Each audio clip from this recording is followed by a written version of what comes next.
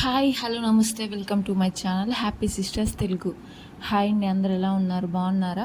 So ఈరోజు video చూస్తే మీకు అర్థమైపోతుంది కదండి. పొగాకు తోటలోకి వచ్చామండి మేము. ఈరోజు ఎర్లీ మార్నింగే 5 కల్లా వచ్చేసామండి పొలంలోకి. నేను మా అమ్మ మా వేరే అన్న ముగ్గురం కలిసి వచ్చాము. ఎందుకంటే ఈ వీడియో తీసి కూడా ఒక 1 వీక్ అవుతుందండి. సో కాకపోతే పోస్ట్ చేయటం లేట్గా పోస్ట్ చేస్తున్నాము. సో అప్పుడు బాగా వర్షాలు పడుతున్నాయి కదా, సో అందుకని వర్షానికి మళ్ళీ పొగాకు తడిచిపోయింది అనుకోండి, పాడైపోతుందని చెప్పేసి మా అమ్మ మార్నింగే 5కి లేపిందండి. అందుకే ఇక తాళ్ళు కోయడానికి అని చెప్పేసి మేము ముగ్గురం వచ్చాము. చూడండి పొలం ఎలా ఉందో. ఇంకొకసారి కానీ కొట్టేస్తే ఆకు ఇంకా పూర్తిగా అయిపోయిద్దండి. చేనుని మనం దున్నించేసుకోవచ్చు. ఇంకొంచెం ఆకు ఉంది, ఆకు కూడా కొట్టించాలి. అంటే అది బాగా ఎల్లో కలర్లో వచ్చింది కదా, చేను అంతా అలా ఎల్లోయిష్గా వచ్చింది అనుకోండి. ఆ కలర్లోకి వస్తే ఆకు అనేది బాగా పండిపోయినట్లండి. అప్పుడు మనం ఇంకా దాన్ని కొట్టించేసుకోవచ్చు. అంటే ఇలా తాళ్ళు కట్టుకున్నాం కదా, అట్లా కట్టుకోవచ్చు ఈసారికి. సో ఇప్పుడైతే ఈ తాళ్ళు కట్ చేస్తున్నామండి. మొత్తం చేను మీదకి వచ్చేసి చాలా తక్కువే వచ్చిందండి మనకైతే. సో ఇదేంటంటే మేము అందరికంటే లాస్ట్ వేసామండి పంట అనేది. అందరూ ఆల్రెడీ అప్పటికి అయిపోయే టైంకి మేము వేయడం స్టార్ట్ చేసాము. అందుకనే మాకు మరీ లాస్ అయితే ఏం రాలేదండి, మరీ లాభం ఏం లేదు. వేసినట్లు అలాగుంది అంతే. లాభాలు అనేది మనం ఎక్స్పెక్ట్ చేయకూడదు, ఎందుకంటే మనం వేసిందే లాస్ట్లో కదా, వర్షాలు లేవు అప్పటికి, బాగా సమ్మర్లోనే వేసాము.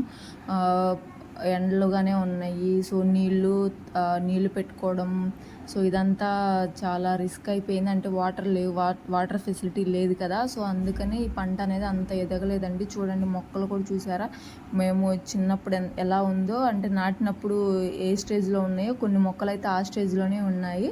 కొన్ని మొక్కలు మాత్రం కొంచెం ఎదిగాయండి. సో పర్లేదు, అలా అయినా వచ్చినందుకు సంతోషమే.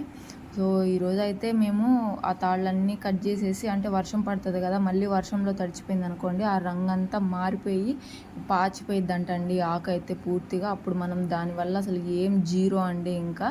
సో అందుకనే ఇంక మార్నింగే వచ్చేసి ఇక మేము ఆ తాళ్ళు అయితే కట్ చేస్తున్నారు వాళ్ళు, నేను చూస్తున్నాను. పక్కన వాళ్ళకి హెల్ప్ చేస్తున్నాను, అంటే వాళ్ళు ఏదన్నా అడిగితే అది హెల్ప్ చేస్తూ నుంచున్నాను. ఇంక మా అమ్మను అన్నయ్య చూసుకుంటున్నారండి. చూడండి పొలం అంతా ఎలా ఉందో. ఇంకా ఇంకొంచెం కానీ హైట్ వచ్చినట్టయితే సూపర్గా ఉండేదండి, మంచిగా కూడా దిగుబడి వచ్చేది. సో పోన్లే, దేవుడు ఇంతవరకే ఉంచాడు కాబట్టి, సో అదైనా హ్యాపీనే, మాకు ఇబ్బంది ఏం లేదు.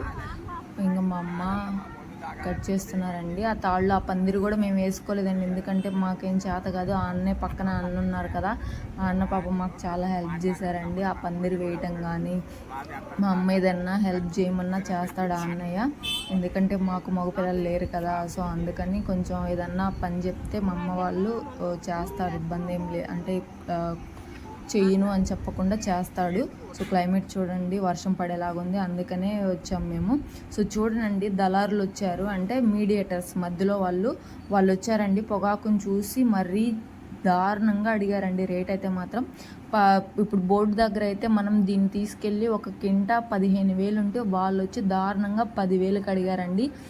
మాకు అసలు మైండ్ పోయింది, ఇంకా అసలు ఏం అర్థం కాలేదు. ఒకవేళ రేటే అలా ఉందా లేకుంటే ఏంటి అంటే, ఆ అన్న కూడా అప్పుడు మాకు హెల్ప్ చేస్తున్న అన్న కూడా పొగాకు వేసుకున్నాడండి. ఆ అన్నది బోర్డు దగ్గర 15,000 తీసుకున్నారంట.